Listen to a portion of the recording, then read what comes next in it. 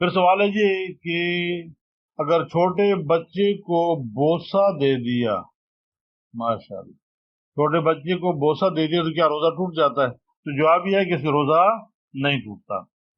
پھر سوال ہے کیا روزے کی حالت میں سمندر کے پانی سے وضو کر سکتے ہیں کیونکہ وہ پانی کھاری ہوتا ہے؟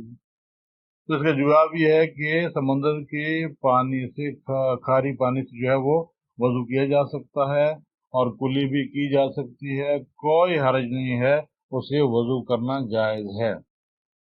پھر سوال یہ ہے کہ اگر کسی شخص کو کوئی زہریلی چیز نے ڈس لیا تو کیا اس کا روزہ ٹوٹ جاتا ہے یا مکروہ ہو جاتا ہے؟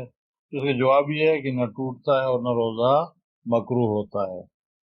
اسی طرح اگر مرگی کا مریض روزے سے ہو اور اس سے دورہ پڑ جائے تو کیا روزہ ٹوٹ جائے گا؟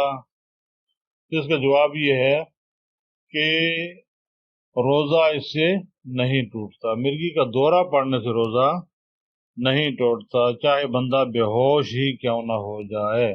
اسی طرح سوال یہ ہے کہ جی میں ایک پرائیویٹ فرم میں چپڑاسی ہوں، ہمارے مینیجر صاحب روزہ نہیں رکھتے، رمضان میں مجھے پانی چائے وغیرہ مجھ سے منگواتے ہیں، کیا میرا روزہ ہو جاتا ہے؟ تو جی مینیجر صاحب کی بدبختی ہے کہ وہ روزہ نہیں رکھ رہا، کھا پی رہا ہے، آپ کا روزہ نہیں ٹوٹتا، لیکن ایک ایسے بندے کی معاونت کرنے پہ آپ گناہ گار ضرور ہوتے ہیں کہ آپ اس کے معاون ہیں اس روزے کے چھوڑنے میں اور کھلانے پلانے میں۔